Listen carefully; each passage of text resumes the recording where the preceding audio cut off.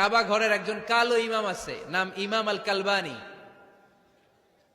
দেখছেন এই ইমামরে আপনারা? উনি লন্ডনে একটা ইন্টারভিউতে বলেছেন, আমার মায়ের বদদোয়া আমাকে কাবা ঘরের ইমাম বানিয়েছে। লন্ডনে একটা কনফারেন্সে উনি ইন্টারভিউ দিচ্ছিলেন, তো ওনাকে বলা হলো কাবার সব ইমাম সাদা ইমাম, আপনি কালো মানুষ কেমনি ইমাম হইলেন? উনি বললেন, আমার মায়ের বদদোয়া আজকে আমাকে কাবা ঘরের ইমাম বানিয়েছে।